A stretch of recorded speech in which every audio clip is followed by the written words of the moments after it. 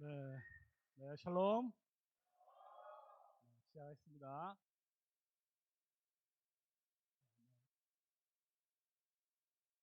왜 안 나와요, 이게? 자, 오늘 특강의 제목은 이제 결혼식의 기본. 도대체 결혼식이 뭐냐? 제가 항상 뭐 강조하잖아요. 기본. 저는 뭐 기본을 좋아하는 사람이기 때문에. 옆에 있는 책은 결혼한 자들 내가 명하는 혹시 뭐 모르는 분도 있는 것 같아요. 제가 쓴 책인데 제가 좀 전에 제가 확인해 보니까 이제 그 결혼 부분에 지금 3위에 랭크되어 있는데 3위밖에 안 되는데 이런 반응이 나와야지 뭐 이렇게 3위라든지 이렇게 생각하면 안 되죠. 근데 뭐 3위 해봤자 전체 등수는 뭐 한 뭐 6, 700분밖에 안 돼요. 어쨌든 저런 부분에서 이렇게 한 것이고요. 제 책에 이런 게 있다. 모르시는 분은 참고를 하시면 좋겠고요. 다음. 자, 지금 이제 결혼과 결혼식인데, 결혼 특강 많이 들었는데, 이제 결혼식은 거의 못 들어봤을 수도 있어요. 제가 오늘 이야기하고자 하는 거는 결혼과 결혼식이고, 이 결혼식이라는 관점에서 한번 결혼도 한번 보자. 이런 내용이 되겠습니다. 그리고 이 둘은 결혼과 결혼식은 사실은 뗄래야 뗄 수가 없는데 결혼에 대한 생각이 이제 낮아지면 결혼식도 낮아질 수밖에 없어요. 지금은 사실은 제가 보기엔 결혼식이 굉장히 좀 낮아진 상태에 있는데 낮아진 상태에 있다는 것 자체가 우리가 결혼에 대한 생각도 알게 모르게 좀 바뀌어졌다라는 것이 이제 제 개인적인 판단입니다. 그러니까 이게 결혼이라는 거는 이제 어떤 내용이죠. 결혼식은 형식인데 이 내용과 형식이 이게 분리되지가 않습니다. 그렇기 때문에 뭐 결혼식 뭐 중요해 결혼만 잘하면 되지 이런 생각 자체가 사실 위험한 겁니다. 왜냐하면 형식 자체를 너무 이렇게 좀 평가절하하는 것이기 때문에 우리는 뭐 결혼은 열심히 성경을 보고 배우면 되고 뭐 결혼식은 뭐 알아서 하면 된다 이런 생각이 있는데 사실은 그런 생각들이 오히려 성경에 대한 결혼관에서 멀어질 수도 있다. 이런 관점에서 한번 풀어보려고 합니다. 다음. 자, 이제 우리 소개를 문답 성경의 가장 주된 가르침이 뭐냐 했을 때 가장 중요하게 가르치는 게 있어요. 성경이 다 중요한 게 아닙니다. 프린스플이 티치하는 게 있고 중요하게 가르치는 게 있고 그 다음에 어떻게 보면 덜 중요한 주변적인 게 있어요. 근데 중요하게 가르치는 것이 뭐냐 했을 때 예수님께서 뭐 오늘 뭐 벳세대에 갔다 무슨 어디에 갔다 이런 건 그렇게 중요한 게 아니잖아요. 근데 이제 성경이 가장 중요하게 가르치는 게 뭐냐면 믿음과 순종, 하나님에 대해서 우리가 무엇을 믿을 것인가, 그리고 그 하나님 우리에게 요구하시는 것이 무엇인가. 이게 성경이 주된 가르침입니다. 제가 평소에도 강조하지만 공부 잘하는 방법이 뭐예요? 중요한 것도 배우고 나서 그 다음에 주변적인 걸 배워야 되지 주변적인 것만 막 이렇게 하면 중요한 걸 놓칠 수가 있습니다. 그래서 여러분들이 신학교에 있으면서 항상 중요한 거 먼저 찾아내고 핵심을 찾아내고 그 다음에 주변적인 거 가야 이게 어우러져서 풍성한 지식이 될 수 있는 거죠. 이걸 이제 결혼에 적용시키면 결혼은 결국 성경이 가르치는 바니까 결국 믿음의 문제, 결혼에서 우리가 무엇을 믿을 것인가. 이것은 정말 감사하게도 여러분들 성경을 다 읽을 필요도 없이 신앙고백 24장을 보면 결혼에 대한 핵심적인 것들이 성경에 있는 것들이 체계적으로 최고로 잘 정리가 되어 있습니다. 웨스트민스터 신앙고백에서 24장을 모르면 뭐 알 수는 있죠. 여러분 아시죠? 교리와 성경의 관계를 보면 성경 열심히 읽으면 다 압니다. 근데 성경 결혼에 대한 모든 걸 다 볼 수는 없잖아요. 근데 결혼에 관심이 있다 하면은 성경을 다 볼 수는 없으니까 웨스트민스터 신앙고백에서 24장을 보면 딱 핵심적인 거 우리가 믿어야 될 거 딱 정리가 되어 있죠. 자, 그런데 결혼식이라는 거는 이제 어떻게 보면 행함의 문제잖아요. 어떻게 행할 것인가. 우리가 결혼이라는 것을 이렇게 성경대로 믿으면 좀 더 정확하게 말하면 신앙 고백이 가르치는 대로 결혼이라는 걸 믿으면 그럼 그 결혼식을 어떻게 해야 될 것인가 나오거든요. 그것은 정말 또 감사하게도 여러분들 고민할 필요가 거의 없습니다. 교회 정치 옛날에 헌법적 규칙인데 시행세칙 6조에 딱 정리가 다 돼 있어요.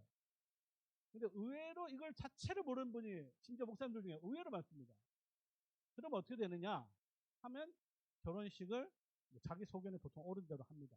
물론 그게 성경에 일치할 수도 있고 일치 안 할 수도 있는데 여러분들이 적어도 결혼에 대해서 우리가 꼭 알아야 될 것은 신앙고백에 정리되어 있고 결혼식에 대해서 우리가 최소한 해야 될 것은 어디에 있다? 교회 정치에 있습니다. 여기서 우리가 이제 소위 말하는 이제 솔라 스크립투라를 정확하게 이해할 필요가 있는데, 솔라 스크립트라는요, 여러분들이 피상적으로 알듯이 소위 말하는 누다 스크립트가 아니에요. 무슨 말이야? 솔라 스크립트는 오직 성경인데, 이거는 최고의 규범적인 관점에서, 규범의 관점에서, 권위의 관점에서 솔라지, 이것은 소위 말해서 신앙 고백 없는 성경, 교회 전통 없는 성경, 그 다음에 신학적, 개파 신학 전통 없는 성경을 말하지 않습니다. 그렇기 때문에 솔라 스크립트라를 누다 스크립트라로, 신앙 고백이라는 교회 정치라는 이것이 없는 성경만을 가리키는 것이 아니다. 누다 스크립트라를 주장하는 사람들이 있죠. 주로 제세례파들. 그러니까 제세례파들은 그런 다 필요 없고 성경만 가지고 이야기하자라는 것인데, 여기에 대해서 우리 개혁파 입장은 그게 아니다. 여러분들이 이제 솔라 스크립트라와 누다 스크립트의 개념을 정확하게 이해를 해야 이 신앙 고백과 교회 정치의 자리 배경을 우리가 잘 이해할 수 있고, 이것이 도움이 있어야 결혼과 결혼식을 제대로 잘 이해할 수가 있습니다. 다음. 자, 믿음과 행위의 관계를 보면 우리 다 아시겠지만 이게 분리가 될 수 있는 게 아니잖아요. 그러니까 정말로 믿음은 행위. 이걸 결혼에 적용시키면, 결혼을 이렇게 믿으면 어떤 형식으로 나타나야 된다는 거죠. 예를 들어서 누구와 결혼할 것인가, 그렇죠? 어떻게 결혼식을 할 것인가. 이거는 이제 여러분들에게 해당하는 거지만, 이제 나이가 저같이 들면 누구에게 결혼시킬 거냐, 우리 자녀들. 또 우리 청년부 후배들 누구한테 결혼시켜야 되지? 결혼식을 이제 여러분들 앞으로 결혼식 어떻게 해야지를 고민하지만, 조금 있으면 결혼식 어떻게 또 해야 되지? 이제 이런 고민을 할 수밖에 없습니다. 근데 이제 이런 거 있잖아요. 여러분들은 앞으로 결혼식을 주관해야 될 목사로 이제 성장하게 되는데, 이런 거 말이 안 되지 않습니까? 예를 들어서 자기는 결혼식 지 마음대로 하고, 그죠? 자기 가르치는 학생들 이렇게 하도록 해라. 이게 말이 됩니까? 그죠? 그러니까 여러분들이 결혼식을 제대로 지도하려면 여러분들이 먼저 모범적으로 성경대로죠. 성경대로 또 개혁파 전통대로 결혼식을 하고 잘 해서 이걸 보고 누리고, 야, 이게 진짜 맞다라는 확신을 가지고, 그 다음에 그 확신을 가지고 여러분의 제자들에게, 여러분들 성도들 가르쳐야, 적용을 해야 그게 진짜 뭐 제대로 된 교육이 아니겠어요? 자기는 안 하고 남 열심히 해라, 이건 아니죠. 그래서 여러분들이 이 결혼식에 대해서 여러분들 결혼식을 잘 이해해서 여러분들 스스로가 최대한 여러분들 이게 결혼식을 이렇게 배운다고 해서 될 수 있는 게 아니에요. 이게 다 배우자도 연결되어 있고 부모님도 연결되어 있고 양가도 연결되어 있기 때문에, 그래서 최대한 성경대로 하고 그리고 나서 그것을 가지고 여러분들의 제자들, 학생들을 가르쳐야, 청년들을 지도해야 정말 그 가르침 힘이 있다. 대표적으로 이제 결혼식을 어디서 할 것인가, 이게 뭐 별로 중요한 문제 아니었을 때, 이것도 하나의 폼이잖아요. 형식이잖아요. 형식, 결혼이라는 측면에서는 별로 중요하지 않는 문제가 될 수 있는데, 폼이라는 관점에서는 굉장히 중요한 질문입니다. 넘어가 볼까요? 자, 어디서 할 것인가. 자, 그러면 이제 결혼의 본질을 어떻게 이해할 것이냐가 이제 중요하죠. 종교개혁 이전에는 당연히 세크라멘트로 이해했습니다. 성례로 이해한 거죠. 자, 결혼을 세크라멘트로 이해를 하면 당연히 결혼식을 어디서 해야 되느냐? 그럼 반드시 교회당도 아니고 성당에서 하는 것입니다. 성당에서 하는 건 무효는 아니지만, 결혼을 그러면 하나님께서 은혜를 베풀어서 두 사람 같은 심정 연합시켜버리면 그것은 당연히 교회당에서 해야 되는 거예요. 만약에 계약으로 이해한다, 컨트랙트로 이해한다 하면은 사실은 이제 아무 데서 해도 되죠. 그렇죠? 아무 데서 해도 돼요. 이왕이면 근사한 곳에서 하면 되는 거야. 자, 그러면 우리 개혁파에서는 이걸 이제 언약이라고 이해를 한다면, 혼인을 본질을 언약이라고 이해한다면 어디서 할 것인가? 제가 보기에는 이왕이면 교회당이지만 교회당에도 안 할 수도 있다. 이런 게 이제 우리 요즘에 이제 보편적인 생각인 것 같아요. 여기서 이제 우리가 그러니까 결혼의 본질을 카테고리를 성례냐, 계약이냐, 언약이라 했을 때, 저는 이제 밑에 도표를 보면 언약은요, 제가 보기에 제가 이해한 바에 따르면 성례에 훨씬 가깝습니다. 보통 성례 언약, 계약을 구분하기 때문에 이 언약을 마치 성례와 계약의 중간 정도로 이해하는 경우가 많은데 적어도 그렇지 않습니다. 성례는 결혼식은 성례는 아니지만 준성례 이게 더 나을 것 같아요. 제가 보기에는. 또는 성례에 가까운 예법, 예식 나중에 나옵니다. 그래서 계약은 아예 아니에요. 문제는 뭐냐? 종교개혁 때 결혼이 성례가 아니라는 걸 너무 강조하다 보니까 점점점 이 언약으로서의 가지고 있는 이 결혼이 점점 오른쪽으로 이동해서 마치 오늘날에는 계약과 언약의 차이가 없어지게 됐습니다. 여러분들이 이제 결혼식이 언약이라고 말은 하지만 그게 도대체 계약하고 무슨 차이가 있냐 설명을 하면 굉장히 설명하기가 아마 힘들 거예요. 그렇기 때문에 이거는 이제 제가 이해한 바에 따르면 이 언약을 성례에 훨씬 더 가깝게 이해하자. 더 극단적으로 해서 막 성례다까지는 아니지만 성례와 같다. 이렇게 이해하는 게 훨씬 더 낫지 않을까 이런 생각이 듭니다. 다음 넘어갈까요? 자, 이럴 때는 어떻게 되냐. 자, 이게 이제 결혼을 성례로 이해하면 이렇게 되는 거예요. 참고로 이것은 이제 동방정교회의 결혼식 모습입니다. 한국에서 하는 거예요. 참고 잘 보시기 바랍니다. 여러분이 잘 봐야 될 이유가 뭐냐면 가운데 성례를 집전하는 분 계시죠? 네, 보입니까? 네, 까만 옷을 입으신 분. 이 분을 여러분이 11월 6일 날 직접 보게 될 겁니다. 잘 봐주세요. 니케아 신경 우리 회의할 때 우리가 사상 처음으로 동방정교회에 있던 대규교를 모시고 우리가 학술 강연을 하는데 지금 여기서 우리 학교 이 정도 수준 됩니다. 뭐 너무 우리를 가볍게 낮춰보지 마세요. 자, 이제 동방정교회가 이거 정말 성례라고 하지만 사실은 이제 세크라멘트가 아니고 거기는 미스터리란 말씀입니다. 그렇기 때문에 조금 달라요.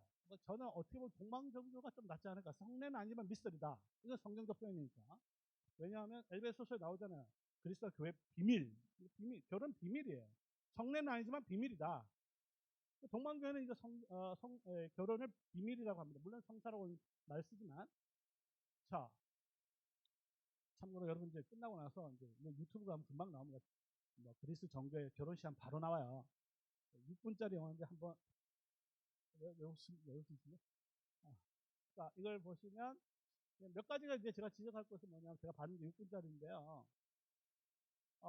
이제 성례의 특징이 뭐냐 하면은 성례에서는 당연히 그 주인공이 하나님입니다. 이게 이제 근본적 차이죠. 그 하나님도 그냥 하나님이 아니라 성부와 성자와 성령 하나님입니다. 심지어 여기는 기도도요. 나라와 권세와 영광이 우리는 아버지께잖아요. 나라와 권세와 영광이 아버지와 아들과 성령께 영원히 있나이다. 이렇게 기도하죠. 예를 들면. 그래서 처음부터 끝까지 성부, 성자, 성령 삼위 하나님이 어떻게 보면 주인이 되는 주관하시는 그 찬양, 기도 다 마찬가지예요.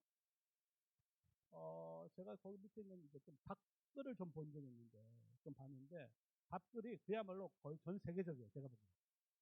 아테네부터 시작해서 그리스 종교를 믿는 같은 신앙을 고백하는 사람들이 beautiful, how beautiful 웨딩에 대해서 생각해요. 그러니까 전 세계의 정교회 신자들이 이것을 보면서 결혼의 아름다움을 축하하면서 같이 기뻐하면서 같은 신앙을 고백하는.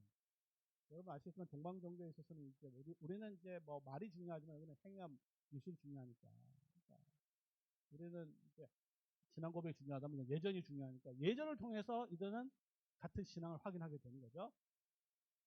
그러면 자, 과연 우리 결혼식을 찍으면 세상에 있는 모든 우리 장로교 신자들, 개혁파교회 신자들이 그것을 보고 같은 신앙을 느낄까? 같은 결혼을 같이 이해하는가? 이런 질문이 생기게 되는 거죠. 그래서 저는 이 공교회성을 회복하기 위해서라도 이 결혼식에 대한 생각을 좀 같이 할 필요가 있다. 이렇게 생각이 듭니다. 다음.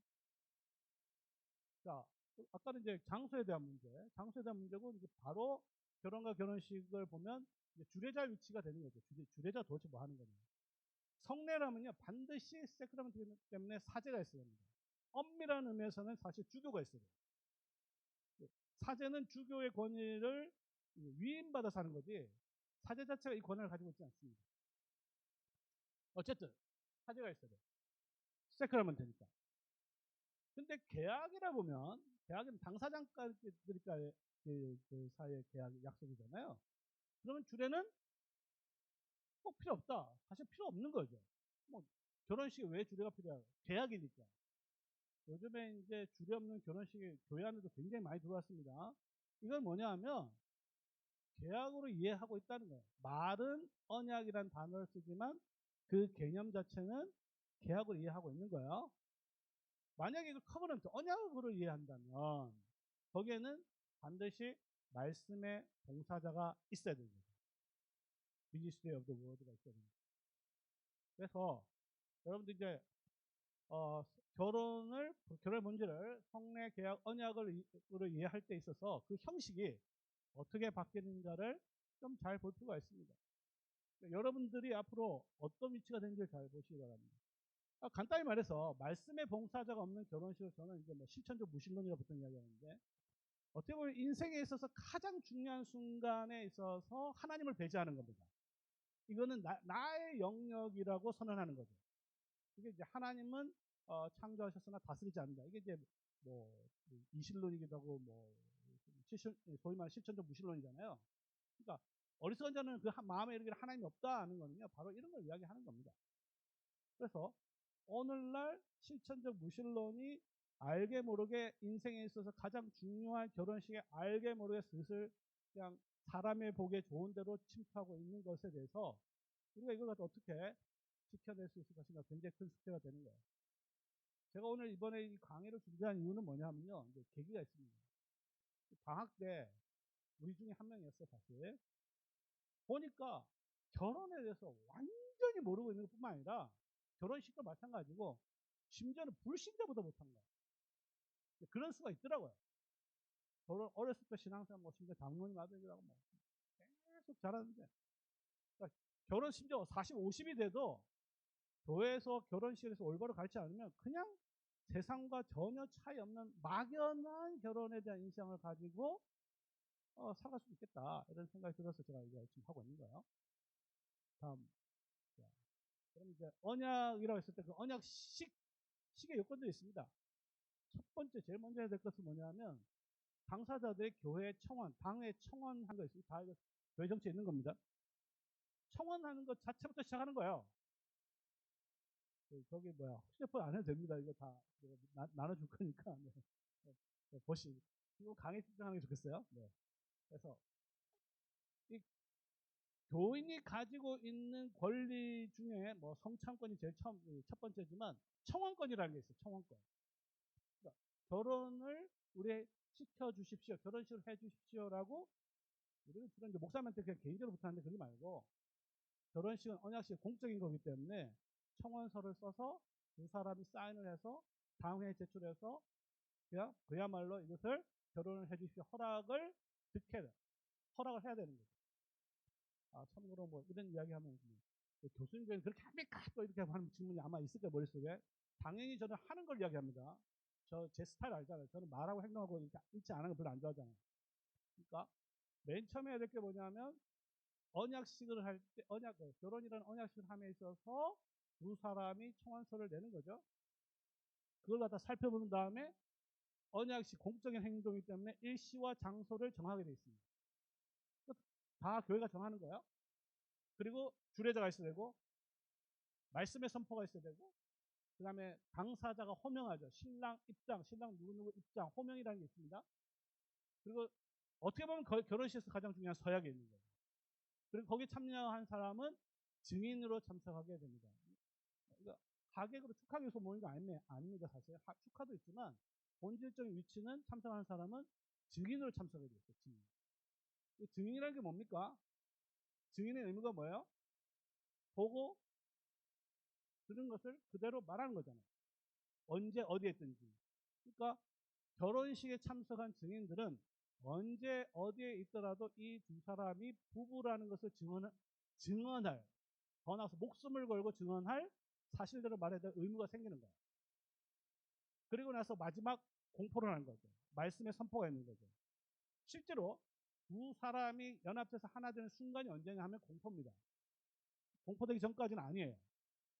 하나님의 말씀을 통해서 성령께서 연합시키기 때문에, 그래서 공포되는 그 순간부터 하나가 돼버린 거예요. 우리가 그래서 말씀을, 그래서 삼위일체 하나님께서 말씀을 통하여 성령 하나님께서 두 사람을 하나로 연합시키는 거죠. 자, 이런 언약의 중요한 기본적인 요건들이 있어야 이제 결혼식이 온전한 결혼식이 되는 겁니다. 자, 넘어가 볼까요? 자, 그럼 아까 이제 정교회는 기본적으로 예법을 통해서 이제 어떻게 보면 공개성을 확보한다면, 개혁파는 사실 결혼식에 있어서는 결혼식의 설교 말고는 사실은 공개성을 확보할 수 있는 길이 없습니다. 이게 이제 저는 개혁파 교회 한계라고도 저는 보는데, 저는 뭐 말로만 좀 하려고 하는 건 별로 안 좋아하는데, 그래서 이제 저는 예식이나 예전에 대한 관심이 조금 있는 이유가 바로 여기 있습니다. 우리는 기본적으로 설교 중심적이긴 하지만 지나친 설교 전부 이건 아니라고 봐요. 자, 그러면 설교 내용을 뭘로 할 거냐 했을 때, 결혼식은 좀 독특한 설교의 특성을 가지고 있어요. 그건 왜냐하면 일반 설교하고는 다릅니다. 세팅도 환경도 다르잖아요. 일반 예배도 아니고, 그렇죠? 불신자도 섞여 있고. 언약식이라는 컨텍스트 속에서 하나님의 말씀이 선포되기 때문에, 그러면 이 결혼식에서 설교 내용에 꼭 들어가야 될 내용은 뭐냐 했을 때, 결혼의 주관자가 누구신지, 결혼의 가장 기본적인 겁니다. 기본. 결혼이 언제부터 시작했는지, 기원이 어디서 오는지, 결혼의 목적은 무엇을 위해서 결혼하는 건지, 그리고 결혼하게 되면 어떤 관계에 들어가게 되는지, 그리고 그 관계 속에서 상호가 해야 될 의무가 무엇인지, 그리고 결혼해서 누리는 복은 무엇인지, 이것만 5가지인가? 이것만 설교해도 우리가 또 15분밖에 안 되잖아요, 보통. 15분, 10분밖에 안 돼요. 이거를 다 핵심만 설교하기도 참 쉽지 않습니다. 그리고 그러면 저거를 제가 어디서 알게 됐느냐? 제가 뭐 어떻게 저런 걸 알겠어요, 그죠? 저거 알고 있는 거는 뭐 전통적으로 내려오는 개혁파 결혼식 예배 모범이 되면 설교 모범이 있어요. 딱 들어져 있어요. 참고로 이제 그걸 갖다가 너무 조금 길어요. 이건 우리 뭐 따로 예배당에서 하면 할 수 있겠는데, 예배당 못하면 예식장에서는 기본적으로 좀 줄여가지고 제가 그 책에다가 요약을 해놨습니다. 네덜란드 개혁교회의 결혼식 설교 예문이죠. 자, 그러면 이 결혼식의 설교 내용이라는 것은 단순히 결혼 본문에 대한 일반 설교는 아닌 거죠. 그리고 이 설교는 그 다음에 있을 서약을 염두에 둔 설교가 되겠습니다. 그렇죠? 설교가 끝나고 나면 이거죠. 당신들이 이 말씀을 들었으니, 이 말씀은 결혼의 기원이 누군지, 주관이 뭔지, 관계가 뭔지 이런 걸 다 들었으니 여기에 따라서 이 말씀을 듣고 거기에 대해서 서약을 하겠느냐 했을 때, 그 서약에 사실 서약 내용 자체가 설교 내용의 요약이라고 볼 수 있습니다. 그래서 서약을 하는 거야. 말씀을 들었으니 그 말씀대로. 이게 설교와 서약이 분리되면 안 되는 거죠. 그래서 이제 참고로 뭐 저희 교회는 이제 결혼식의 설교에 대해서 걱정을 안 합니다. 왜냐하면 결혼식 설교는 항상 똑같기 때문에. 이 점에서 반복의 중요성을 제가 좀 이야기하고 싶어요. 결혼식 설교는요, 사실 뭐 요즘에 결혼도 안 하기 때문에 뭐 2년, 3년 뭐 교회가 크면 자주 하겠지만 거의 자주 하진 않고 참석하는 사람들도 다 다르기 때문에 결혼에 대한 핵심적인 설교를 들을 기회가 사실 없을 수도 있습니다. 그래서 저는 결혼과 상관없이, 결혼식 누구나 상관없이 뭐 결혼식에 대해서 뭐 설교할까 고민할 필요 없이 그냥 네덜란드 개혁교회 모범에 따라서 그 핵심적인 것들만 잘 설교를 해도, 어차피 사실 우리나라에서의 결혼식에서는 설교에 주목하는 사람 거의 없습니다. 차라리 똑같은 내용을 반복적으로 이렇게 하는 것이 더 낫지 않느냐. 참고로 저희가 실제로 제가 해보니까 보통 2년, 3년마다 똑같은 설교 듣잖아요. 근데 반응은 거의 새로 듣는 것 같다 이런 느낌이 있습니다. 그게 뭐냐면 교리문답의 바로 힘이에요. 교리문답의 힘 중에 하나는 반복입니다. 여러분들도 사실 뭐 한 번 듣고 다 알아요? 지금 오늘 결혼에 대한 특강 듣고 다 외울 수 있습니까? 없죠. 이걸 갖다 제대로 소화하려면 최소 공부 많이 해야 됩니다. 자기 것을 만들기 위해서는. 그러기 위해서는 기본적으로 또 읽어서 자기 거를 반복을 해야 이 결혼식에 대한 어떤 분명한 성경적 이해가 자리 잡히는 거죠. 다음. 자, 그러면 우리 교회 정치 시행세칙에 따르면 결혼식이 뭐냐 딱 정리되어 있습니다. 너무 잘 정리되어 있어요. 결혼 예식이란 뭐냐? 성례는 아니지만 제가 얘기했죠. 성례는 아니지만 하나님이 세우신 신성한 예법 이렇게 딱 정리되어 있습니다. 제가 보기엔 이게 제일 중요합니다. 하나님이 세우셨고 신성한 이게 있잖아요. 저는 이게 어디서 나온지 모르겠지만 제 나름대로 해석은 이 신성을 아마 디바인이라고 생각을 합니다. 단지 거룩하다, 특별하다 이런 의미가 아니라 신적인 하나님께서 세우셨을 뿐만 아니라 하나님께서 세우신 기법 그 예법일 뿐만 아니라 하나님께서 실제로 행하신 소위 이제 오프스 데이라고 하는 하나님의 일로서 신성한 디바인 예법이라고 하면 이제 미쳐질 정도가 되겠죠. 어쨌든 신성한 예법으로서 결혼식으로 우리 헌법이 그렇게 규정하고 있습니다. 그렇기 때문에 주례는 목사나 교육자로 주례하게 함이 옳다. 사실 이제 목사가 맞는 건데 이제 교육자는 이제 목사가 없는 곳에서는 뭐 전도사나 뭐 이렇게 할 수 있다고 하는데 저는 이제 말씀에 사실 목사만 해야 되는 게 제 개인적인 생각이에요. 만약에 없으면 이제 목사 추진해서 하면 되는 거잖아요. 자, 그 다음에 그렇게 규정을 한 다음에 결혼 예성 누구하고 결혼할 것이냐 딱 이거는 웨스트민스터 신앙고백서에도 다 나와 있어요. 누구하고 결혼할 것인가. 근데 이건 조금 더 세칙이 있죠. 세칙. 항존직 자녀가 항존직 누군지 알죠? 목사, 장로, 집사 항존직이죠. 항존직 자녀가 불신자와 결혼할 거 사실 하면 안 되는 건데 그 직분자를 근신하게 하여 교회의 교훈으로 삼아야 된다. 나와 있습니다. 그 다음 부모의 승낙이라는 게 있죠. 이게 부모를 떠나는 거기 때문에 떠나는 승낙이 있어야 되는 거죠. 기본적으로 이거는 원칙적으로 부모의 동의가 있어야 됩니다. 그래서 교회 청원서 낼 때 부모가 사인해서 허락합니다 라는 사인을 해서 동봉을 해서 이렇게 제출해야 됩니다. 부모의 승낙. 그러니까 결혼이 제가 이제 이해를 할 수 있으면 결혼은 내 거다. 사적인 거다. 우리 거 뭐 괜히 돈 터치 이게 아니에요. 기본적으로 결혼이라는 것은 가정과 가정의 일이고 사실 교회적인 일입니다. 그렇기 때문에 교회의 지도를 받아야 되는 거죠. 뭐랄까요? 자, 그러게 되면 이제 결혼의 예고. 불신 결혼이나 주일에 행하는 결혼식은 교회 앞에 광고할 수 없습니다. 광고하면 안 됩니다. 하죠. 어떤 아름아름 개인적으로 하는 경우도 있습니다. 그 다음 증거의 확보. 여러분들 이제 주례자가 됐을 때 주의해야 될 것인데 주례자는 혼인에 반대되는 것이 없다는 쌍방의 증명을 확보해야 된다. 이 결혼이 참고로 이제 요즘에 잘 안 하지만 주례하기 전에 또 주례하기 직전에 몇 월 며칠 결혼식을 하니 이 결혼에 대해서 반대하는 사람은 주례자에게 통보하십시오. 이게 있거든요. 이게 언약식입니다. 언약식의 특징이에요. 그렇기 때문에 만약에 반대했다. 이 사람 몇년 결혼했는데요. 심지어는 결혼 증명서도 있는데요. 이러면 이제 그 확인을 해야 되는 거죠. 참고로 이제 저희 교회는 조금 더 나가서 양쪽의 어떤 최소한의 결혼 건강 증명도 좀 이렇게 가져오라고 이야기합니다. 결혼을 보호하기 위해서. 그러니까 상대방 이런 질병이 있는 걸 알고 결혼한 거고 전혀 모르고 결혼하는 거는 그 차이가 큽니다. 결혼을 보호하기 위해서라도 이런 최소한의 작업들이 저는 필요하지 않을까 이런 생각을 하는 거죠. 그리고 결혼 명부 기록. 결혼 명부를 기록해서 목사는 성혼자의 성명과 날짜를 결혼 명부에 자세히 기록해 줘야 한다. 언제 어디서 결혼 주례해서 이 사람이 결혼했다. 여러분들 이제 교회를 하게 되면 세례교회 명부, 입교자 명부, 그다음에 결혼 명부, 그다음에 사망 명부도 있습니다. 그다음. 자, 그럼 밑에까지 이제 아까 결혼식에 대해서 이야기했는데 이 관점에서 결혼의 정의 한번 해보자. 제가 정의한 건데 성경적인 정의가 되겠죠. 삼위 하나님께서 한 남자와 한 여자를 여기서 독립적인 성인입니다.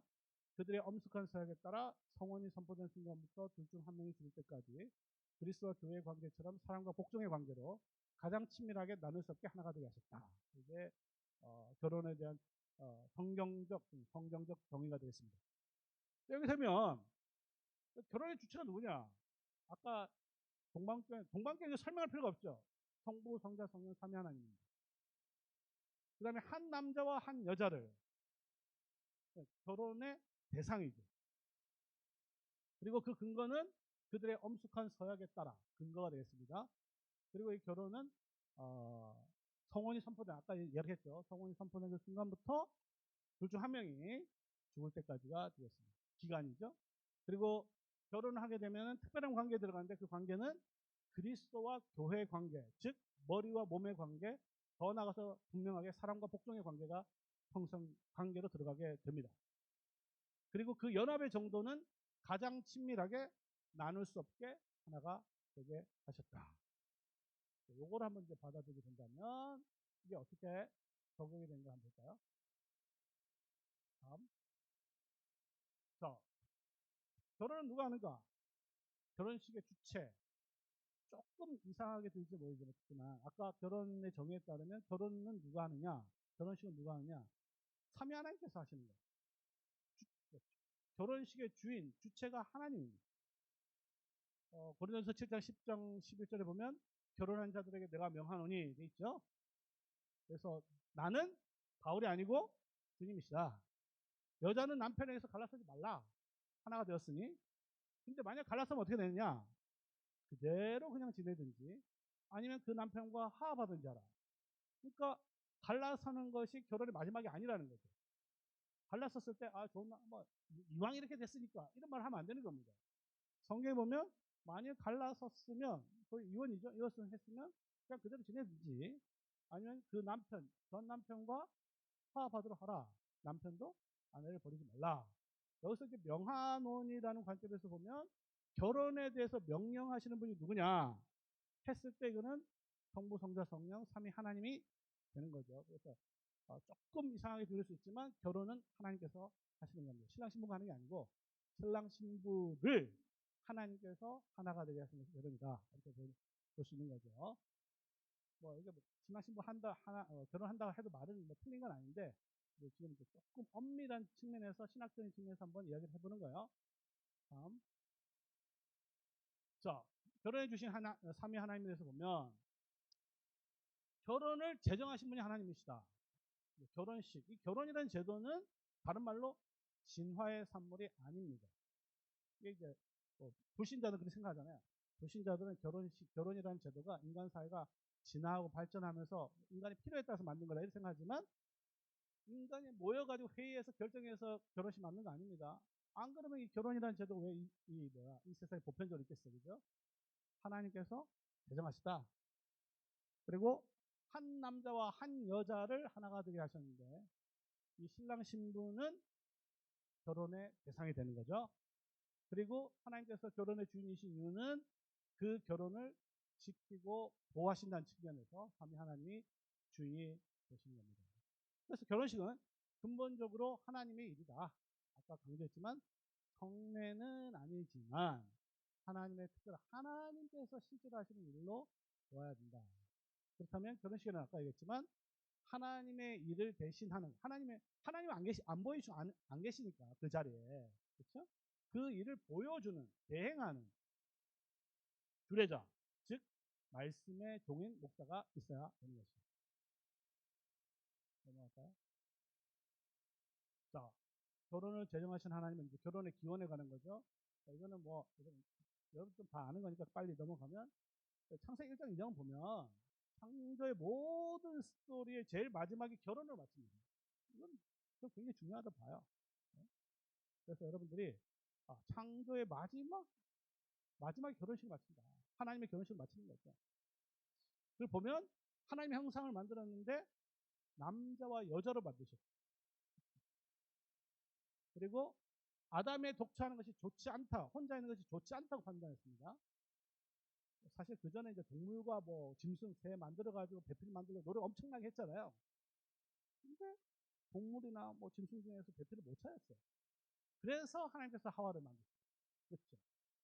자, 좋지 않다고 판단하셨는데 요즘에 이제 혼자 사는 것도 좋다라는 건 사람의 판단이죠. 하나님의 판단은 좋지 않답니다. 우리가 또 알아야 될 것은 뭐냐면 하나님을 먼저 만드시고 하와를 만드셨어요. 이걸 이제 믿습니까? 자, 이게 이제 우리가 알아야 될 거. 하나님을 아담을 먼저 만드시고 하와를 만드셨다. 이건 역사적 믿음이에요. 근데 이게 우리 결혼에 적용이 안 되면 그 믿음은 아무런 우리에게 열매를 맺지 못합니다. 아담을 먼저 만드셨고 하와를 그 다음에 만들었기 때문에 하와가 아담의 돕는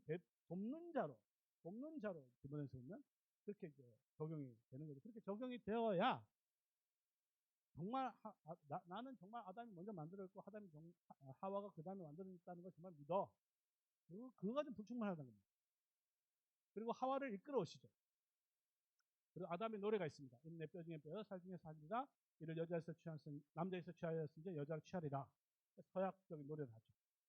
그리고 부모를 떠나서 한 몸을 이루게. 그래서 한 몸이라는 말, 한 육체. 여기서 우리가 그러니까 결혼이 먼저는요, 최초의 결혼을 통해서만 알 수 있습니다. 그러니까 이게 이제 결혼이라는 거는 일반적인 사회적 어떤 학문이라는 게 달라요. 그래서 결혼을 많이 하면 많이 할수록 결혼에 대해서 많이 한다, 이거 아닙니다. 그렇죠? 오히려 결혼의 나쁜 점을 한 번 하고 두 번 하고 세 번 하고 네 번 한번 해보세요. 그 결혼에 대해서 제대로 아는 건지. 근데 결혼은 실험을 통해서, 경험을 통해서 알 수 있는 게 아닙니다. 결혼을 제대로 하는 것은 성경을 통해서 알 수 있는 거죠. 그 성경도 최초의 결혼을 통해서 우리가 아주 정확하게, 타락하기 이전이니까 알 수 있게 되는 거죠. 이것을 갖다 예수님께서 다 올바로 해석하셨잖아요. 넘어가시면, 자, 하나님이 결혼의 정말로 주인이라고 믿는다면, 그러면 주께서 명하신 대로 해야 되는 거죠. 결혼한 자들 내가 명하노니, 명한 대로 해야 되는 거죠. 그 다음에 정말로 이것을 믿는다면 주 안에서 결혼해야 된다. 사실 이게 이제 오늘날 교회 안에서 가장 도전받는 게 바로 주 안에서의 결혼입니다. 교회 아닙니다. 한 남자와 한 여자가 결혼해야 되는데 오늘날 이거는 세상에서 가장 이제 도전을 받기 시작하죠. 이미 이제 뭐 서구 사회에 말할 것도 없고 우리나라 안에서도 한 남자와 한 남자, 한 여자와 한 여자의 결혼이 이제 거의 조금씩 이렇게 이제 들어오고 있어요. 근데 저는 뭐 여기도 관심을 가져야 되지만 현재로서는 사실은 주 안에서의 결혼에 대해서 훨씬 더 많이 관심을 가져야 된다고 생각합니다. 근데 주 안에서 결혼하는 거에 대해서 이제 무관심해졌거든요. 뭐 어쩔 수 없지, 뭐 하면 해야지, 뭐 어떻게, 이런 생각이 들어오면 어떻게 되느냐, 그 다음에 한 남자와 한 여자 생각도 뭐 이왕 한 거 어떻게 하겠어, 그냥 해줘야지, 이래 될 수밖에 없습니다. 그래서 지금 아직 우리가 힘이 있을 때 주 안에서 결혼하는 것을 정말 지키고 사실 필요가 있다.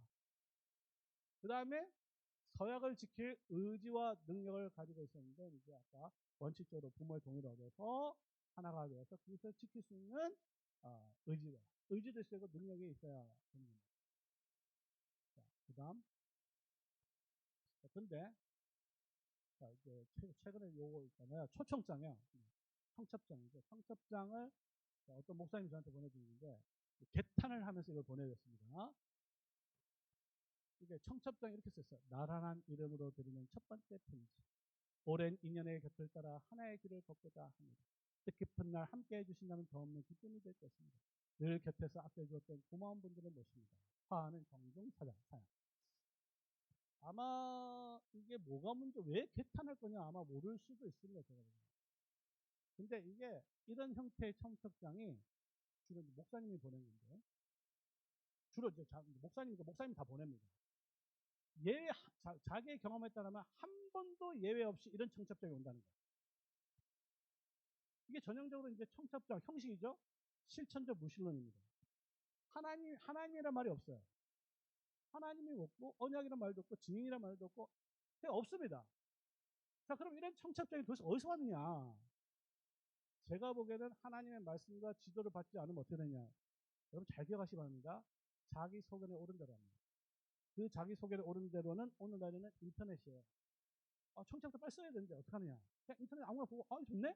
해가지고 자기 소견을 보고 좋으니까 해가지고 막 뿌려는 거죠. 그러니까 제가 지금 이야기하는 거 아시죠? 결혼식과 결혼이 아주 밀접하게 관계되어 있는데, 지금 있는 우리의 형태의 결혼식이라는 형태를 봤을 때 결혼이라는 그 언약으로서의 그게 얼마나 실천적인 면에서 굉장히 정말 낙후되는가를 청첩장을 통해서 볼 수 있어요.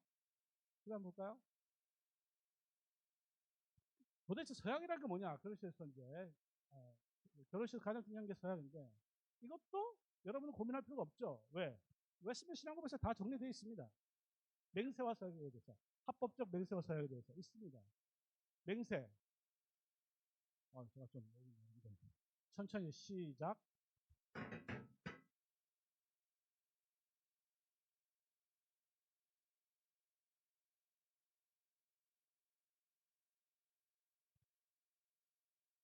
자, 서약은 뭐예요? 자, 웨스트민스터 22장 1절과 5절에 딱 저렇게 정리되어 있습니다. 그러니까 맹세라는 거는 기본적으로 뭐예요?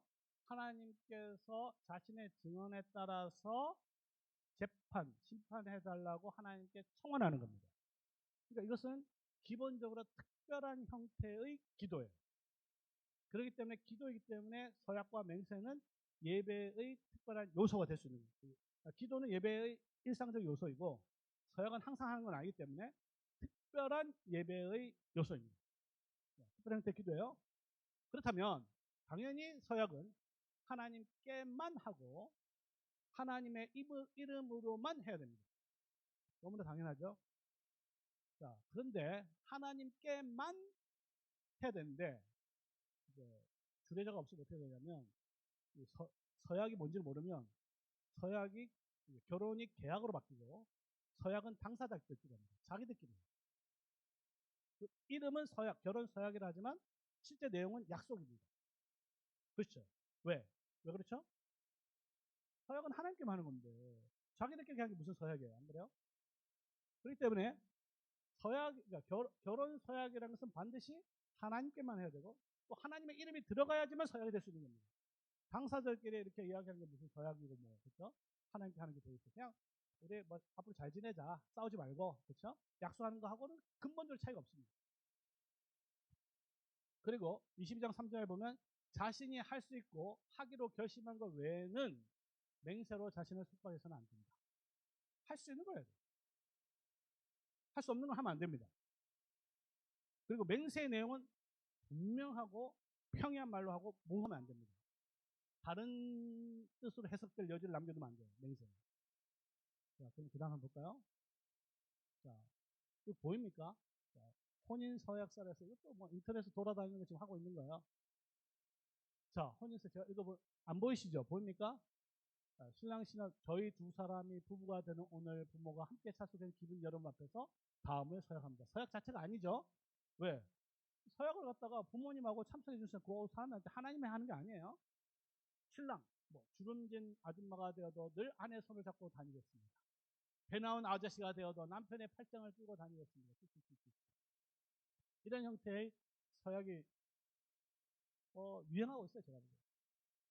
서약이 뭔지도 모르고 약속이 뭔지도 모르니까 이게 이제 인터넷에 떠다니까 되게 멋있어 보이거든요. 문제는 자, 이거 안 지키면 어떻게 되죠? 자, 예를 들어서 아줌마가 됐어요. 손잡는 이제 안 해. 잡기 싫어요. 여러분 한번 해보세요. 물론 저는 뭐 항상 가지고 하십니다. 저는 이런 거 서약 안 해도 돼요. 자동적으로 됩니다. 자동. 자, 사실은 이 약속을 안 지켜도 별 상관없어요. 왜? 그러나 만약 이게 진짜 서약이잖아요. 하나님에 대한 서약이면 자, 서약이 뭐라 그랬죠? 맹세를 하고 이것을 지키지 않는 것에 대해서 하나님께서 그 행위에 대해서 심판하도록. 이게 서약입니다. 그러니까 서약에 있어서도 하나님 없는 거죠. 이게 실천적 무신론입니다. 다음 볼까요? 지킬 수 없는 서약 한번 볼까요? 이제 뭐 이런 것도 굉장히 멋있어 보이는데 남편 또 아내를 아끼고 사랑하며 인생의 동반자로서 영원히 함께 하겠습니다. 굉장히 멋있죠? 문제는 뭐냐? 이것은 지킬 수 없는 서약입니다. 왜 그렇죠? 왜? 자기가 하나님이에요? 어떻게 영원히 함께 합니까? 결혼은요, 영원히 함께 하는 게 아닙니다. 배우자가 하나님께서 나누실 때까지, 즉, 죽음에 이를 때까지만 그 효력이 명시를 유지하는 거예요. 그러니까 이게 굉장히 문구 자체는 멋있고 그 뜻을 알죠. 뭐, 다시는 뭐 죽을 때까지이긴 하지만 제가 얘기했죠. 맹세와 서약은 그 내용에 있어서 모호하거나 다른 생각 여지를 해석 여지를 남겨놓으면 안 된다는 거예요. 맹세, 그것은 잘못하면 하나님과 사람을 속일 수 있기 때문에. 자, 그 다음 볼까요? 부지런히 가져야 되겠네. 자, 3계명. 그래서 이제 하나님 서약에 있어서 3계명이 중요한데 3계명에 대해서 여러분 공부할 필요도 없죠. 왜? 대결문답 잘 나와 있습니다. 대결문. 신앙고백, 요리문답, 교회 정치 이게 잘 이해를 하면 굉장히 큰 도움이 얻는 거죠. 근데 3계명에 대해서 대결문답이 독특한 조항도 있습니다. 여러분들 이제 대결문답을 자세히 보면 이 계명들 또 10계명 다 아는 거 아닙니다. 거기다 뭐 하나하나씩 특별한 조항이 있는데 3계명에 대해서는 3계명에 첨가된 이유들 이건 뭐냐면 3계명을 더 잘 지키도록 하기 위해서 첨가된 개념 근거가 뭐냐 이게 질문 핵심이에요. 답은 뭐냐?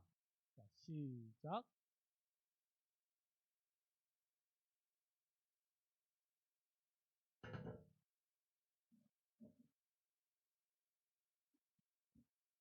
그다음 읽어주세요. 그 이유는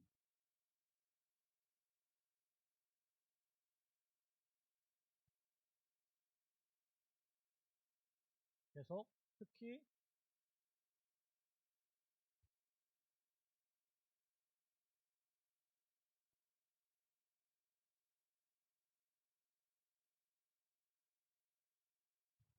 그러니까 이 3계명의 특징은 뭐냐면요. 이것을 어기는 경우에 사람의 판단이나 심판을 피할 수 있을지 모르겠지만, 그렇죠? 하나님으로부터 심판은 피할 수 없다는 것에 대한 고백이 여기 담겨 있는 거죠.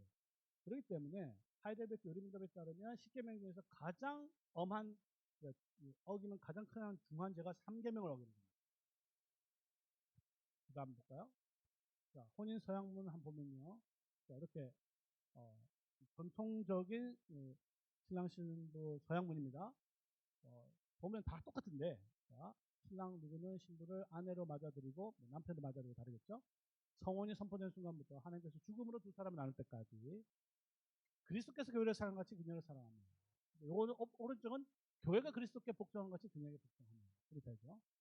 기쁠 때나 슬플 때, 건강할 때, 병들 때, 부여가는 가난의 모든 순간에도 존중함을 도와주고 하나님의 하나가 되신 부부로서의 신여 순결을 굳게 지키고 하나님과 여러 증인 앞에서 서약하십니까? 했을 때 이것을 하겠다 라고 정말로 하겠다는 의지와 능력이 있어야 결혼할 수 있는 겁니다. 아시겠죠? 누가 결혼할 수 있냐? 이 서약을 분명히 이해하고 그것을 정말 하겠다는 생각도 하고 그것을 지킬 수 있는 능력을 가져야 이 서약문에 동의할 수 있는 거야. 할 수 없으면 어떻게 하겠습니까? 자, 제가 이거 두 개 나눈 이유는 뭐냐면 서약문의 내용이 다릅니다. 다르기 때문에 이제 좀 뭔가 이게 혼인을 멋있게 해볼 거라고 제가 한번 본 거는 신랑 신부 해놓고 나서 성경에는 손 얹어놓고 동시에 서약을 하게 하더라고요. 근데 서약 내용 때문이죠. 사실은 신랑과 신부를 왜 따로 서약을 하느냐 하면 두 가지 이유가 있습니다. 하나는 이 서약 자체가 하나님께 각자 하는 거예요. 자기들끼리 하는 거 아닙니다. 그리고 내용 자체가 달라요. 그러니까 서로 사랑하기로 서약합니다. 이러면 같이 서약할 수가 있겠죠. 그런데 내용에 뭐가 핵심적인 게 뭐냐면 관계가 다릅니다. 그리스도와 교회 관계. 이게 사실은 이 그리스도의 교회 관계 개념이 진저 불신자를 나누는 핵심적인 근거잖아요. 다른 불신자들 이런 개념 자체가 없습니다.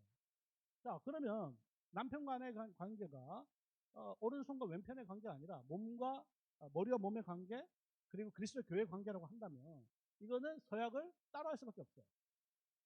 그러니까 자기 소견에 오른 대로 두 사람 모아서 손 맞춰 얹어서 동시에 하는 게 되게 멋있어 보인다 하지만 그 내용에 있어서는 제가 보는 결혼의 언약성을 제대로 반영하지 못하는 거죠. 다음 볼까요? 자, 상호간의 서약이 아닙니다. 여러분들 좀 알아야 될 게 뭐냐면요. 서약할 때 남편이 나를 사랑하면 나도 이 아내를 사랑했습니다. 이게 아닙니다. 서약의 내용은 따로따로 하기 때문에 남편이 나를 사랑하든 안 사랑하든 상관없이 하나님께서 나를 이 남편 또 아내를 하나로 묶어주면 나는 하나님께서 묶어주셨으니 그거에 따라서 순종하면서 사랑하고 존중하고 기쁘다 싶을 때 이렇게 하겠습니다 하는 거예요. 근데 대부분 세속적 생각이면 계약적 개념이 그렇죠. 너가 나를 안 사랑하는데 왜 다 너가 너를 사랑하냐. 딱 요겁니다. 근데 언약이라는 것은 하나님께서 하나님께 하는 거기 때문에 상대방은 물론 나를 사랑하고 같이 하는 거죠. 왜냐하면 이 사람도 서약했으니까. 그러니까 이 서약을 했으니까 나는 지키고, 이 사람이 서약을 깨면 나도 그걸 깬다. 이건 아닌 거죠. 그게 바로 서약을 하나님께 개인적으로 한다는 것입니다. 서약의 내용 보세요. 서약의 내용 보면 남편이 나를 사랑할 때만 사랑한다. 이거 없어요. 뭐요? 기쁠 때나 슬플 때. 예를 들어서 슬플 때 어디서 슬픕니까? 예를 들어서 아내, 남편이 한편 약간 밥 안 챙겨줘봐야 아침밥 안 줘봐야 얼마나 슬픈지 몰라요. 네? 날 사랑 안 해줘봐야 얼마나 슬퍼요. 그렇지만 나는 사랑하니까. 왜? 하나님께서 나를 하나로 만드셨으니까. 자, 그 다음 볼까요? 자, 그 다음에 이제 혼인 안에서의 관계, 질서에 대해서 보면 아까 얘기했지만 역사적 믿음과 행함 있는 믿음 이야기하면 우리는 성경을 통해서 창세기를 통해서 남자를 먼저 만드셨다. 그렇죠? 믿습니까? 그 다음 이걸 남자를 먼저 만들었다는 믿는 것 그 자체가 어떻게 보면 구원하는 믿음은 아니에요. 참 믿음이긴 하지만 남자를 위해서 하와를 만드셨다. 디모데후서 2장 10절. 아내가 도대체 어떤 존재냐 했을 때 베드로 사도께서 아주 중요한 말씀합니다. 생명의 은혜를 유업으로 함께 받을 자라고 규정합니다. 아내가 뭔지 알고 결혼해야 돼요. 아내가 뭔지 모르고 결혼하면 골치 아픕니다. 왜냐? 예를 들어서 이런 질문은 사실 할 필요가 없는 질문인데 어떤 신앙적 이유에서 우리 교회 한번 따로 다녀야 될까? 남편은 남편대로 아내는 설교 좋으니까 나는 이 스타일 좋아하고 이 스타일 좋아하면 따로 다닐 수 있는 거 아니냐? 어차피 교회는 같으니까. 아니죠. 왜? 생명의 은혜를 함께 받을 때요. 여기서 생명의 은혜는 죽고 나서 천국에 가서 받는 은혜를 말하는 게 아닙니다. 간단히 말하면 예배 시간에 그렇죠? 예배를 드릴 때 하나님의 말씀을 함께 받아야 된다는 거예요. 그 남편이 왜 그래야 되느냐? 그 이유는 그래야 그 남편의 기도가 막히지 않는다. 그렇게 되어 있어요. 그리고 그 관계는 그리스도께서 교회를 사랑한 것 같이 교회가 그리스도께 복종한 것 같이. 에베소 5장 25절이죠. 왜냐? 에베소 5장 25절이 바로 창세기 2장에 있었던 것을 해석한 거죠. 남자가 먼저 만들고 여자가 나중에 만들었다는 것을 그리스도 교회에 적용시키면서 해석한 겁니다. 그러면서 이 비밀이 크도다. 내가 그리스도와 교회에 대해서 말하노라. 결국 혼인이라는 것은요, 그리스도를 본받는 겁니다. 자, 그 다음 넘어갈까요? 그러면 이제 결혼의 이제 목적을 보면 결혼은 이 결혼의 목적에 대해서 여러분 고민할 필요는 없습니다. 다 정리가 되어 있기 때문에 웨스트민스터 신앙은 벌써 2장 2절이 다 되어 있어요. 세 가지입니다. 첫째, 남편과 아내가 서로 돕는다. 서로 돕는 거예요. 두 번째, 거룩한 씨로 교회를 성장시키고 그 해산함으로 구원을 얻으리라. 그러니까 아내가 구원받는 방법이 나와 있잖아요. 그 해산함으로 구원을 얻으리라. 좀 굉장히 어려운 난해 구조 중에 하나이지만 적어도 굉장히 출산이 구원에 있어서 굉장히 중요한 역할을 차지한다는 건 명확한 사실입니다. 다음 3번. 부정을 방지하기 위해서 제정되었다. 좀 약간 소극적인데 좀 적극적으로 말하면 부정을 방지한다는 것은 다른 말로 하면 거룩을 위해서 제정되었다. 이렇게 말할 수가 있겠습니다. 자, 요거는 이제 성경에 이렇게 신앙 고백이 정리되면 이거 이제 적용시켜야 되겠죠. 적용시키면 다음 결혼하기 전에 결혼의 목적에 대해서 같은가 한번 생각해 볼 필요가 있죠. 신랑 신부가 결혼한데 결혼 이후에 그 목적에 대해서 같은 생각을 갖고 있는가? 아니면 전혀 다른 생각을 갖고 있는가? 예를 들어서 1번이 뭐였어요? 서로 돕는다 돼 있잖아요. 서로 돕는다면 예를 들어서 배우자를 찾을 때 나를 잘 도와줄 사람만 자꾸 찾으면 안 되죠. 그래서 남편이 돈도 잘 벌고 학력도 좋고 잘생겨 뭐 전부 다 그런 사람 왜 나를 뭐 좋아하겠어요? 내가 일단 미스 코리아예요. 그러면 저런 사람 왜 나를 결혼하겠어요? 서로 그러니까 결국 내가 저 사람 잘 도울 수 있는가? 그리고 저 사람이 나를 잘 도울 수 있는가? 그러면 내가 저 사람을 비록 학력이 좋고 이렇게 하더라도 뭐 돈도 잘 못 번다 하더라도 야, 저 사람 내가 벌어서 도울 수 있겠다. 참고로 제가 어떤 유튜브 보니까 러시아 여자들은 그렇게 좀 생각하더라고요. 내가 벌어서 내가 도와주면 되지. 이렇게 생각하더라고요. 예를 들어서. 서로 돕는 겁니다. 두 번째, 요즘에 이제 자녀 없는 결혼에 대해서 얘기하는데 이거는 교회가 허락하면 안 되는 거죠. 왜? 결혼의 목적이 자녀인데. 아예 우리는 자녀 없어. 그래서 참고로 저희가 이제 물어봤을 때 자녀에 대한 생각 자체가 아예 없거나 그게 완강하다면 결혼 주례를 허용하지 않습니다. 왜냐하면 결혼의 목적이 자녀를 통해서. 자녀를 통해서 왜? 자녀를 생산해서 그 이유가 뭡니까? 교회 성장이죠. 교회 성장. 그다음 합법적 시의 증가. 이것과 관련해서요. 사실 우리가 교회 성장에 대해서 관심이 많은데 제가 교회 성장에 대한 책도 좀 많이 읽어보고 했는데 별 도움이 안 돼요. 이유는 뭐냐? 교회 성장 이야기하면서 결혼을 이야기하는 것을 본 적이 없습니다. 적어도 개혁파 신학자들은 교회 성장 이야기할 때 결혼을 가장 먼저 이야기해야 돼요. 왜? 우리 신앙 고백에 따르면 결혼과 출산과 양육을 통해서 성장하는 것이 가장 기본입니다. 자기 자식 전도하고 자기 자식 양육하고 신앙에서 입교하는 데는 관심 별로 없고 난 전대 가서 막 전도하고 막 이런 데 관심 있다. 그거 아니에요. 기본적으로 하나님의 교회가 계속 성장하기 위해서는 전통적으로 물론 하나님께서 특별한 거예요. 일반적인 방법은 뭐냐 하면 우리 신앙 고백을 정말로 믿는다면 자녀의 출산을 통해서 교회가 성장하는 것이 교회의 목적이다라고 한다면 이게 세속적인 생각과 완전 다른 거죠.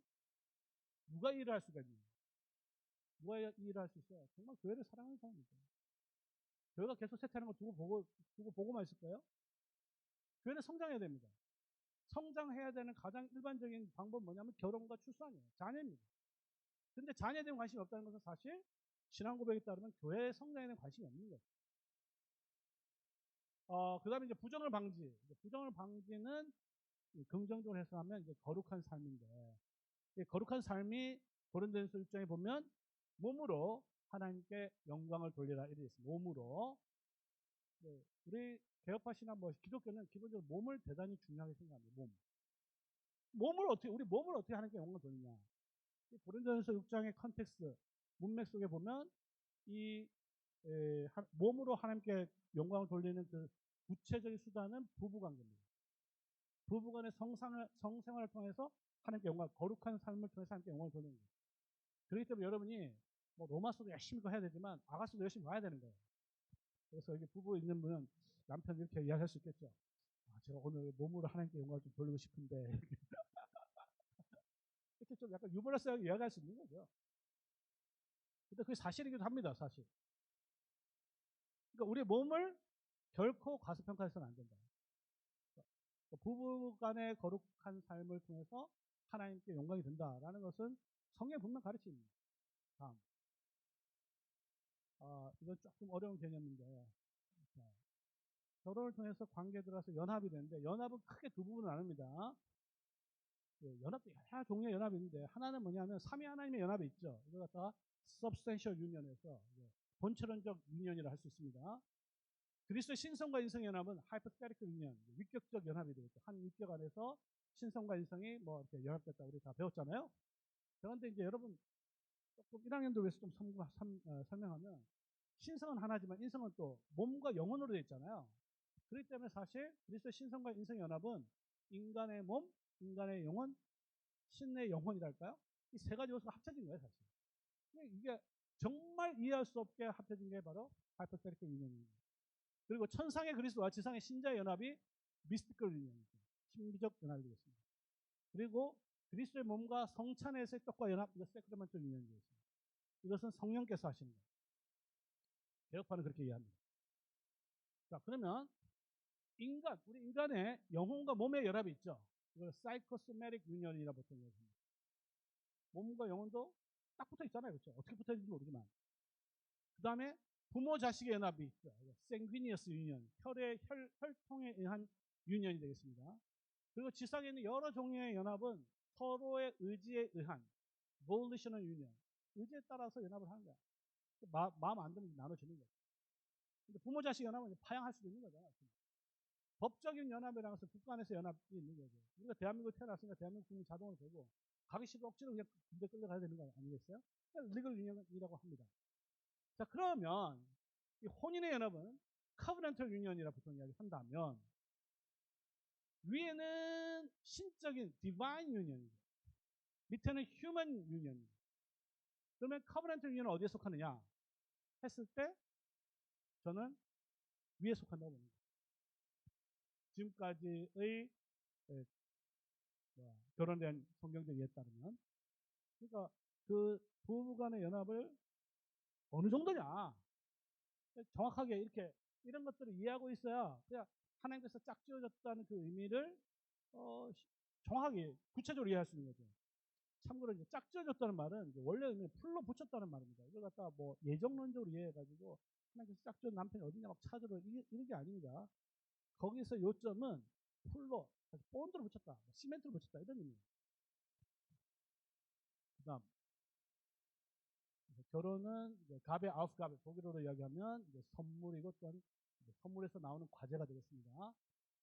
서약에 다 지금 내가 이야기하는 건 전부 다 서약에 나와 있는 내용들이에요. 기쁠 때나 슬플 때, 가난할 때나 부할 때, 건강하거나 아플 때. 자, 사업이 실패해서 빚 졌어요. 엄청난 몇 억을 졌습니다. 평생 못 갚아요. 기쁠 때 슬플 때 아내가 날 배신했어요. 건강에 아플 때 아내가 정신병에 걸렸어요. 성격 차이, 요즘에 성격 차이로 나눠지는 거는 말도 안 되는 얘기인데 성격 차이가 다 쓰여 있습니다. 결국 결혼이라는 게 뭐냐? 그 과정은 성화입니다. 성화. 결국 결혼을 하게 되면 관계에 들어가게 되면 서로에 대해서 죄를 짓게 되고 그 죄를 대해서 진정한 회개를 하고 진정한 회개 다음에 화해 용납의 과정을 끊임없이 계속 해가면서 하나님께서 하나가 되게 하시면서 끊임없이 성령님의 도움으로 이 과정을 반복해서 거룩함에 이르는 것이 결혼이다. 그러면 여러분들이 배우자를 선택할 때도 정말 그 사람이 하나님 의지하면서 성화, 자기 잘못 끝까지 인정 안 하는 사람 조심하시기 바랍니다. 결혼 생활하면 정말 힘들어요. 차라리 그냥 건성으로라도 미안해 잘못했어 이렇게 하는 사람이 많습니다. 죄를 지을 수밖에 없고요. 연약성 때문에. 그러면 진정한 회개를 해야 되는데 그 회개는 화해와 용납으로 끊임없이 가야 됩니다. 그게 결혼이 주어진 선물임과 동시에 과제가 됩니다. 다음. 자, 마지막은 이제 여러분들에게만 주로 해당하는 건데요. 앞에는 전부 다 해당되는 거고 여기는 이제 사모만의 특징. 목사와 결혼한 거잖아요. 자, 1번 목사의 아내는 목사와 한 몸을 이룹니다. 이건 성경적인 당연히. 자, 그런데 특별한 일이 없으면 담임 목사가 된 이후에는 남편 설교만 들어야 됩니다. 자, 이거를 이제 이걸 자매한테 설득을 시켜야 되겠죠? 제가 고민을 갖다 엄청 했습니다. 이 문제 때문에 결혼하기 전에. 그래서 저 전도사 시절 때 제가 설교를 하고 그 당시에는 인터넷도 없었어요. 편지가 있으니까 전부 다 설교문을 갖다가 해가지고 우체국에 가서 인터넷 봉투 넣어가지고 집사람에게 보냈어요. 설교문이니까 난 앞으로 이런 식으로 이렇게 설교를 할 거니까 평생 이런 설교 들을 수밖에 없다. 한번 읽고 잘 생각해라. 참고로 저희 집사람은 제 설교 은혜 많이 받는 편입니다. 좀 더 이야기하면 예배하면 제일 앞자리에 앉아서 은혜 많이 받습니다. 가끔가다 감동해서 눈물도 많이 흘려요. 제가 그런 걸 봤기 때문에 말씀을 듣는 태도를 보고 제가 이 자매하고는 평생 가겠다 확신하게 된 거죠. 그 다음 목사의 아내는 목사의 직무를 돕는데요. 제가 이제 이것도 고민을 좀 해서 찾아봤어요. 뭐냐면 목사의 자격 중에 뭐가 있냐면 손대접하기를 좋아한다고 있습니다. 목사는 대접받는 자가 아니고 대접하는 자예요. 그러면 어떻게 해야 되느냐? 저는 대접하는 걸 어떻게 해야 되겠죠? 성경이 되어 있으니까. 문제는 제가 뭐 청소하고 뭐 이런 거 다 내가 할 수 있겠죠. 근데 밥하고 요리하는 거 내가 못한단 말이에요. 무슨 말이냐? 사모가 될 제가 보기에는 정말 성경에 따른 사모가 될 자격은 요걸 확인하셔야 됩니다. 첫째는 자기 집을 오픈할 수 있어야 돼요. 어떤 자매는 자기 집 절대 오픈 안 하는 사람이 있습니다. 이분은 좀 고려할 필요가 있어요. 그리고 목사가 하는 손대접에 동참할 수 있는 그 같은 일을 좋아하는 사람을 찾으시기 바랍니다. 그 다음 목사는요 자기가 가고 싶은 대로 교회를 가는 게 목사가 아닙니다. 당연하죠. 목사는 하나님이 가라는 곳으로 가는 게 목사예요. 제가 보기에는 군인의 아내랑 거의 같습니다. 참고로 이제 제 딸은 군인의 아내이기도 하고 목사의 아내이기도 해요. 보니까 그냥 가고 싶은 데를 못 갑니다. 그냥 가라면 가야 되는 거예요. 제가 보니 이 점에 있어서는 군인이 하나 비슷한 거예요. 근데 목사가 분명히 하나님의 소명을 받아서 저 가야 된다고 생각하는데 아내가 별 다른 그 사모가 돼서 하면 이상한 마이너 가벼운 일단 뭐죠? 이유를 들어서 못 가겠다 이러면 안 되는 거예요. 사역이 안 되는 거예요. 그래서 이런 점들을 앞으로 목사들 분들은 확인하시면 좋겠습니다. 자, 이것으로 좀 길었는데 마치도록 하겠습니다.